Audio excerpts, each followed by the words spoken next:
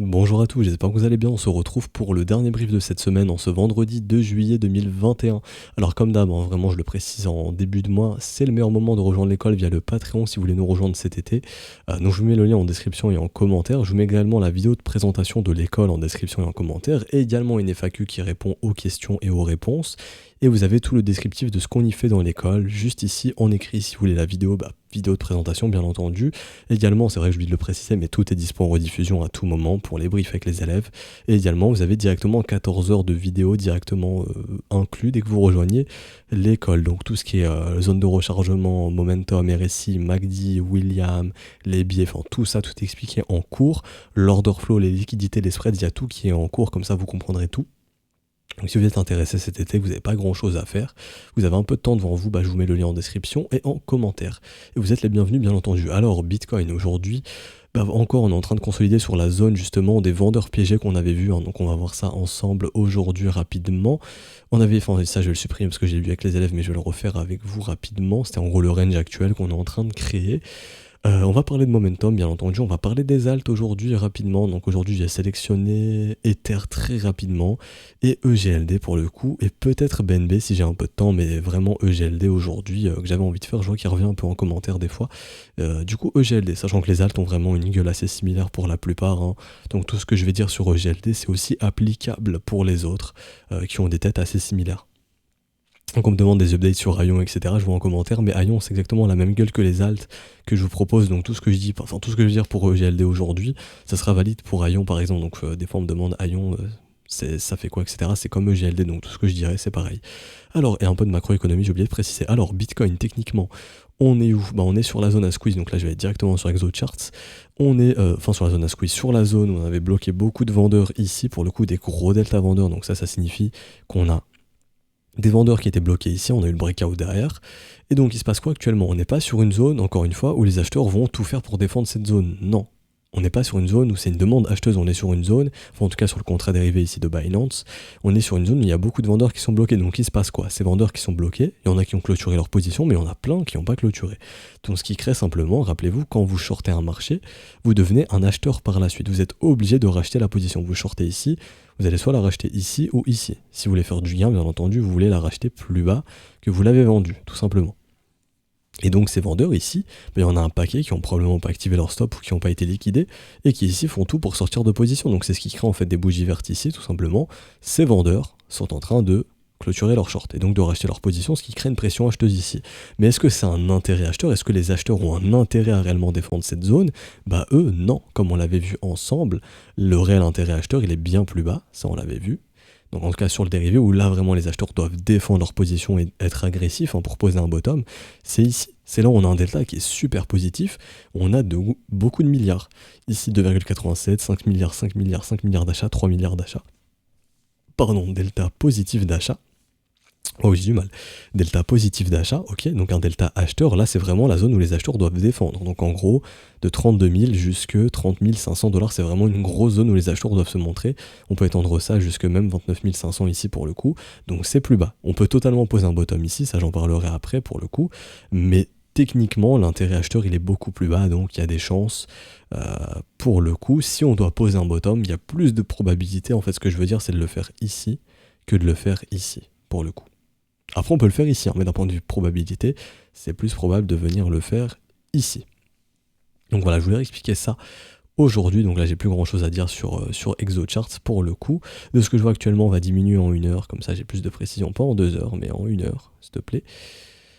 Hop, ici, ouais, ça reste majoritairement quand même du delta vendeur de ce que je vois ici, hein. Donc c'est plus les vendeurs pareil, hein, au sein de cette consolidation qui sont plus en force face aux acheteurs, je dirais.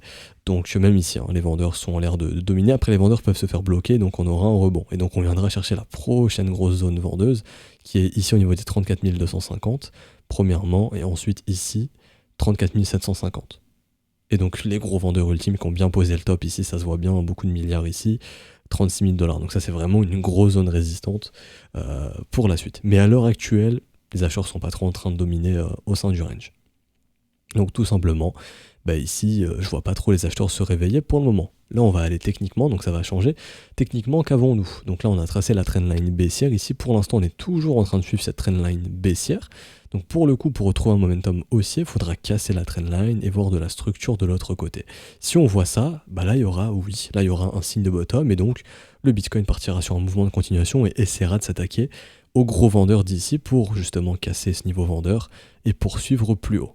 Donc si on fait ça, très bien. Mais pour l'instant, moi, d'un point de vue statistique, pour m'imposer le bottom, il y a plus de probabilité de le faire plus bas.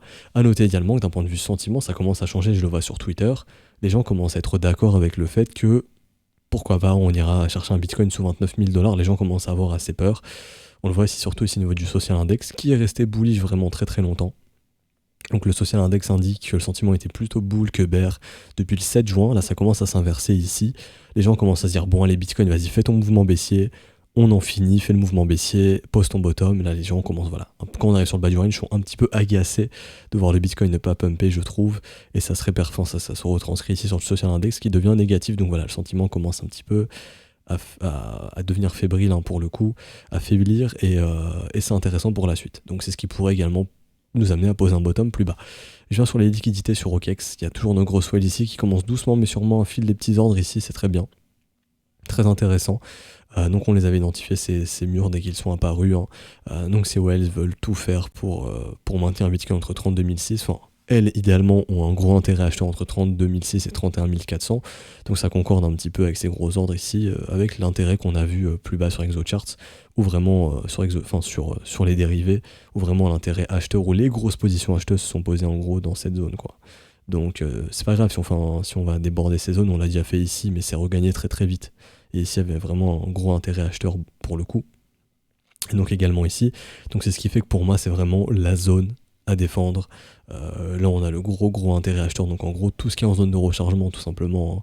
Tout ce qui est du 34 004, même dessous en gros. Mais voilà, cette zone-là, c'est vraiment la grosse zone à défendre. Ici, c'est pas vraiment une zone où il y a de l'intérêt acheteur majeur. Donc très probablement qu'on est simplement dans un mouvement où les vendeurs ici vendent leurs shorts, enfin rachètent leurs shorts, donc ce qui crée un petit peu de simplement d'intérêt acheteur, mais qui crée un petit peu de petites bougies vertes, de petits rebonds, mais c'est pas un gros intérêt acheteur où les acheteurs défendent les positions et rachètent surtout pour défendre la zone. Donc simplement c'est ce qui peut mener à une petite conso pour une résolution baissière. En parlant de consolidation, le momentum indique exactement la même chose.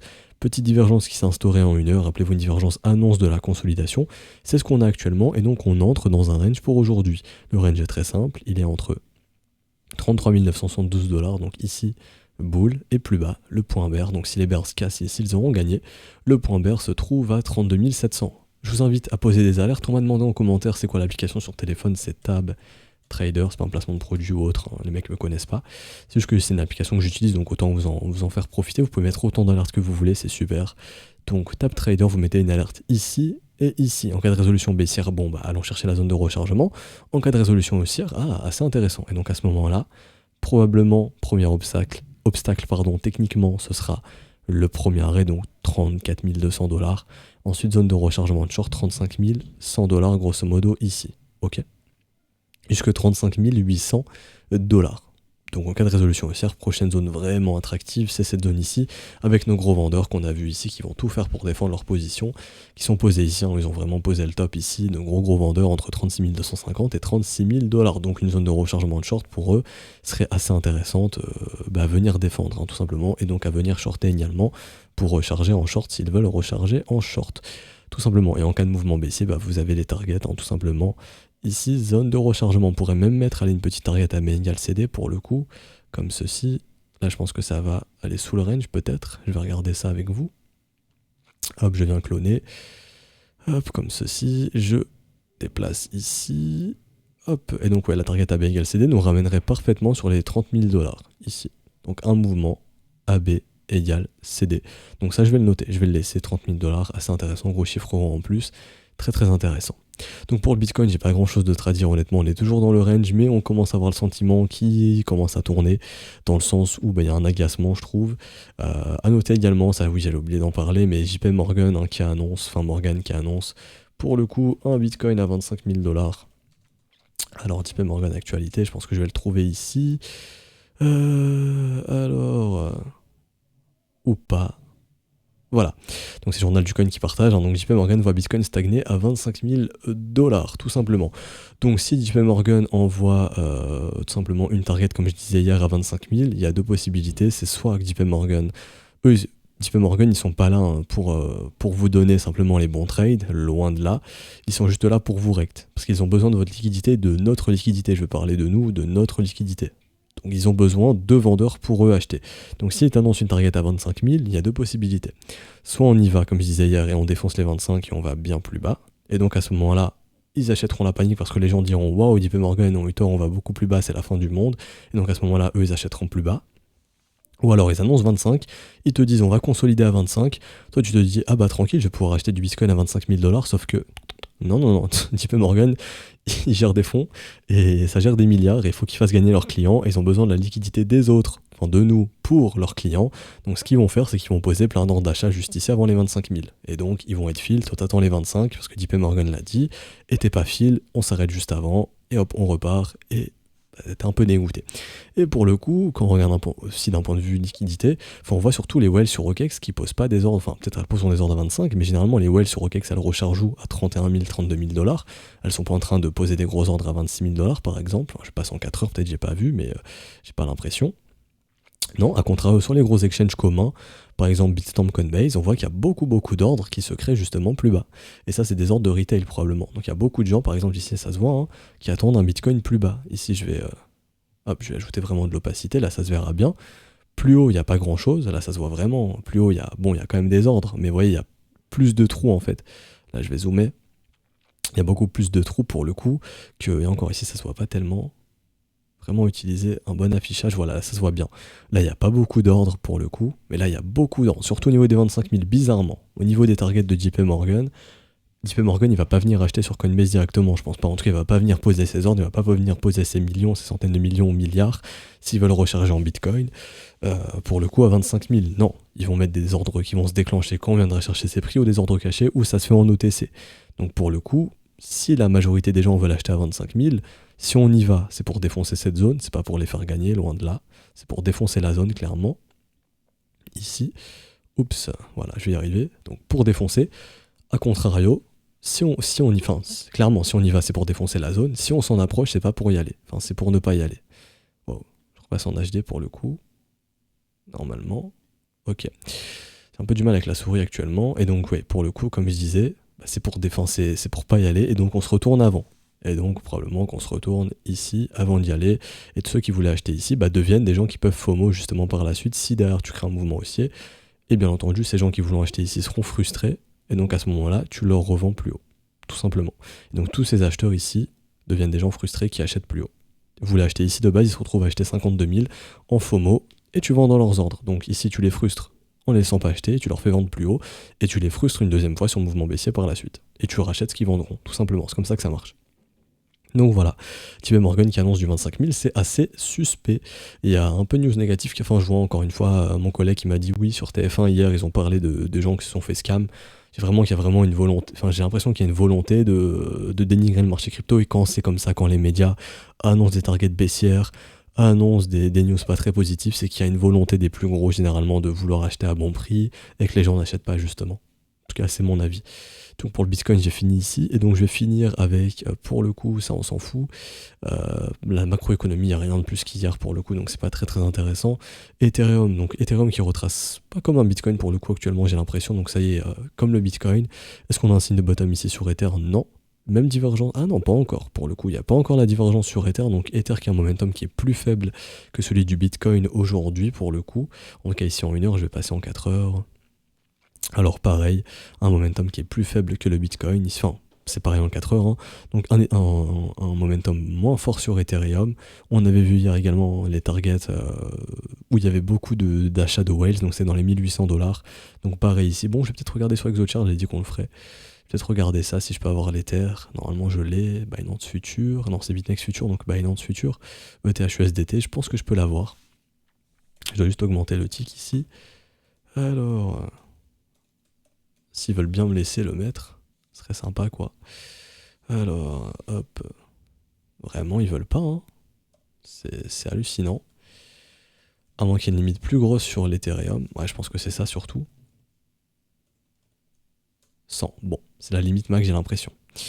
C'est la limite max. Alors, on va passer ici. Peut-être en 200, je vais essayer. Non, je pense que même du 500, je peux. Hein. Alors, 320 par exemple. Ok, bon, on va laisser comme ça. Donc on va voir où est l'intérêt acheteur pour le coup. Je vais passer en daily. Ah, mais je vais devoir le remettre. Bon, désolé pour ce temps mort ici, mais bon, vraiment, c'est pas optimisé pour le coup, c'est dommage. Ça. 300. Ok, nickel. Ok, parfait. Donc pareil sur Ethereum. Ah, Ethereum, non, pour le coup. Ethereum, il y a quand même des acheteurs ici qui sont posés. Donc il y a vraiment des acheteurs qui ont intérêt à défendre cette zone. Et plus bas, du coup, l'intérêt acheteur se trouve également. Ouais, pour le coup, il y a un bel intérêt acheteur, on le voit dans ces niveaux. Hein. À chaque fois, il y a un gros delta positif acheteur. Dans les 1845, 1830 dollars. Et ça s'étend jusqu'au grosso modo 1725 dollars. Donc pareil, la zone de rechargement sur Ethereum pour le coup, qui est vraiment très très importante et il y a beaucoup d'intérêt acheteurs dans ces zones et les acheteurs ont tout intérêt à défendre ces zones. Donc en gros, tout ce qui est ici, de ce qu'on voit au niveau des valeurs, c'est très très très très très très important d'un point de vue intérêt acheteur. Donc pareil, s'il n'y a pas un intérêt incroyable pour le coup, il y en a quand même de l'intérêt. Ça se voit ici, hein, ici il y a quand même de l'intérêt, ça parle en milliards, donc dans le sens où il y a un delta positif, delta acheteur, assez fort ici, donc il y a quand même de l'intérêt acheteur dans cette zone, hein, donc c'est pour ça qu'on est en train aussi d'approcher de ces prix et de rebondir, mais si jamais cette zone cède, on voit que la plus grosse zone d'intérêt elle est plus bas quand même, ça commence fortement je dirais, aux environs des 1860 jusqu'au... Allez, je prends les vendeurs ici qui sont bloqués, parce que ça peut devenir des acheteurs également, jusqu'à les 1725 dollars. Voilà. Pour moi, c'est vraiment la grosse zone à défendre. Si on vient ici, il faut absolument que ça tienne pour que les acheteurs puissent voir un bottom tenir, tout simplement.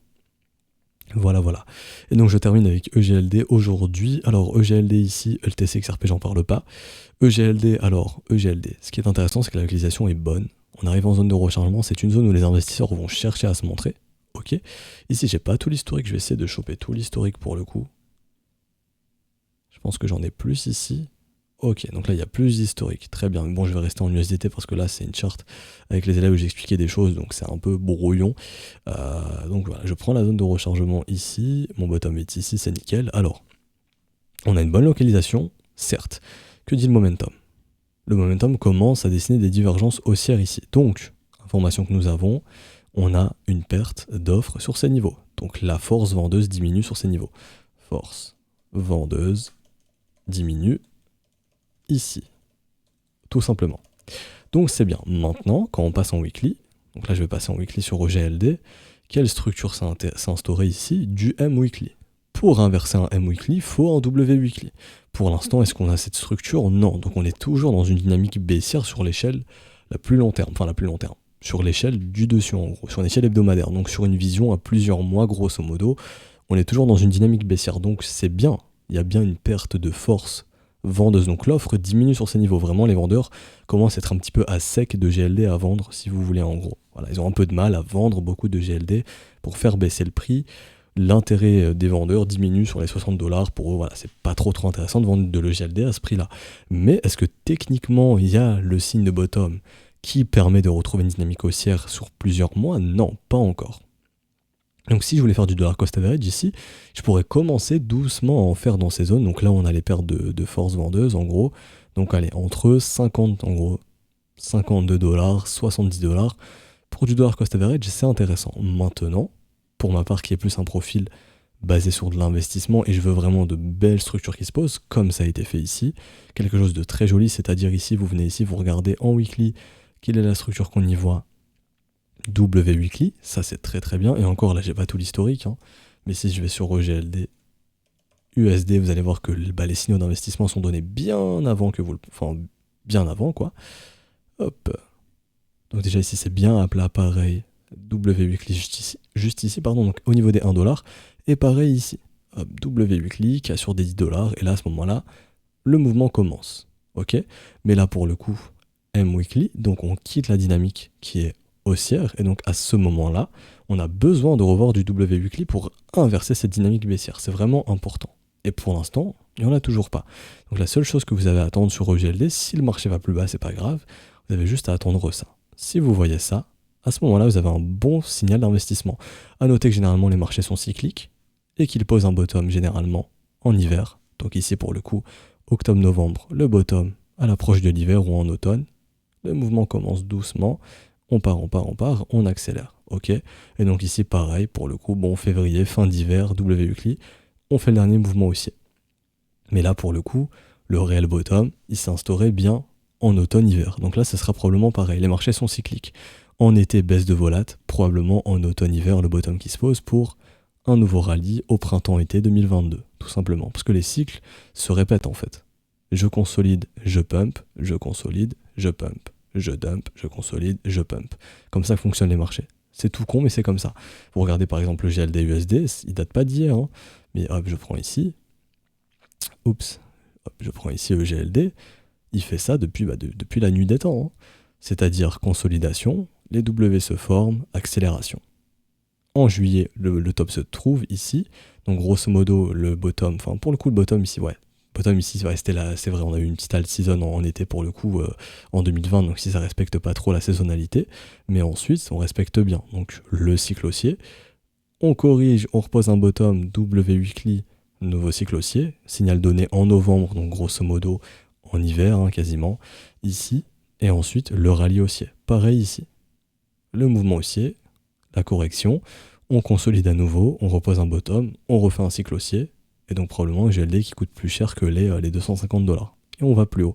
Et le marché fait ça sans cesse. Simplement, un asset qui, comment dirais-je, a du potentiel à long terme, va pas monter en ligne droite pendant 5 ans.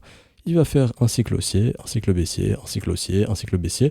Votre but, c'est d'acheter les zones de rechargement. Donc quand on consolide simplement dans la zone de rechargement, donc là je vous prends l'exemple, donc là je vais le faire moi-même le truc, alors EGLD, USD, pour que je puisse dessiner, parce que sinon ça va être problématique. Donc là je fais un truc je moyenne moi, hein. Donc vous demandez pas pourquoi je fais ça, je fais juste ça pour avoir une charte où il n'y a rien d'écrit dessus. Hop, comme ceci. Là je prends EGLD. Votre but c'est d'attendre, si vous êtes investisseur, hein, que vous avez loupé le train, qu'on ait le gros mouvement haussier. Donc là on l'a eu précédemment, nous pour le coup. Et là nous on est dans cette phase. Donc là on est dans la phase ici. Ok. Maintenant, est-ce qu'on a vraiment le signe de bottom? Non. C'est-à-dire qu'on peut être dans cette phase, mais nous, de l'autre côté, on peut encore baisser un petit peu plus pour poser le bottom. Et vous, ce que vous avez à attendre, c'est juste ça. Vous attendez la consolidation, le W weekly qui est donné ici, la cassure ici, on le voit, la grosse bougie qui donne le signal et le rallye derrière. Tout simplement. C'est pas plus compliqué que ça. Et donc à ce moment-là, zone de rechargement, on est en plein dedans, le signal est donné, vous avez un setup de trade. Et ça, on l'avait vu avec les élèves justement quand ça a été le cas. Et donc ici, pour le coup, vous faites pareil, on trace la zone de rechargement, soit entière, soit ici, il n'y a pas de problème, ça revient un peu au même. Vous faites ce que vous voulez, si vous voulez la zone de rechargement entière, vous pouvez. Moi, je vais venir la tracer, hop, pour le coup, comme ceci. Bon, je vais prendre le bottom strict, alors, qui se trouve juste ici, je repasse en linéaire, on est en zone de rechargement, on attend la même chose, je viens cloner ce qui a été fait ici, je le mets ici, donc au cours de l'automne-hiver, vous attendez ça, tout simplement. Hop, comme ceci, il y a ça qui se pose, vous avez le signal d'investissement qui est donné, on peut le faire plus bas, hein, même si on le fait ici, il n'y a pas de problème, admettons qu'on vienne le faire ici, et hop, là vous avez un gros signal qui est donné, vous pouvez venir investir sans problème, on retrouve une dynamique haussière, et c'est tout bon. À noter également qu'on évolue toujours dans un momentum. Ici, le momentum donne des signes acheteurs, mais en weekly, il est toujours baissier, le momentum. En daily, il y a des petits signes, enfin pas acheteurs, mais des signes, des divergences haussières, ok, donc qui montrent qu'on a une perte de force vendeuse, mais en weekly, le momentum est toujours baissier, je m'explique. Ici, on est toujours sous l'effet de ces divergences baissières, donc déjà là, le EGLD annonçait qu'il avait du mal à faire de nouveau plus haut, ici. Donc là, on commençait à perdre de force, justement, et ensuite, d'abord la divergence, la structure ensuite, le mouvement baissier, et donc là, EGLD, toujours un momentum baissier en weekly. Généralement, ce que vous voulez voir, c'est ça. C'est-à-dire le premier rebond sur MACD, ensuite le rebond ici, la dernière poussée, le rebond qui à ce moment-là crée la divergence, et là on retrouve un momentum haussier, et à ce moment-là, la structure de bottom, et à ce moment-là, le signal qui est donné. Donc en gros, il faudrait voir ça sur EGLD pour justement avoir un beau setup d'investissement, et donc là vous pouvez entrer à ce moment-là, et là vous targetez beaucoup plus haut, hein, au minimum généralement, on target, donc si le bottom est trouvé ici, là c'est vraiment de la pure spéculation, mais c'est pour vous donner justement le schéma de marché à adopter en tant qu'investisseur. Là, on peut targeter au minimum une extension de 168-200%, donc entre du $380 et du $470. Si vous achetez, si le signal est donné aux environs des $50-60, ou même plus haut, $70, bah, ça fait une belle plus-value par la suite, tranquillement. Ok, donc on va s'arrêter ici pour aujourd'hui, j'espère que ça vous aura plu. Si c'est le cas, n'hésitez pas à laisser un petit pouce bleu, à vous abonner si ce n'est pas déjà fait, à nous rejoindre sur Discord, je vous mets le lien en description en commentaire. C'est vrai que je vais le préciser, mais vous pouvez aussi rejoindre l'école avec les modalités crypto, hein, même en début de mois, les modalités crypto c'est toujours intéressant, donc en paiement BTC, ETH ou USDT, tout est expliqué sur le Discord dans le salon, bienvenue, dès que vous arrivez c'est expliqué juste ici. Je le répète, vous pouvez rejoindre l'école via le Patreon c'est vraiment en début de mois, c'est très important de le rejoindre en début de mois via le Patreon. Tout est expliqué ici, je vous laisse lire juste ici. Si vous avez une quelconque question, n'hésitez pas en commentaire ou sur Discord directement, j'y répondrai. Je vous souhaite une bonne journée, on se retrouve du coup lundi matin. Ciao ciao.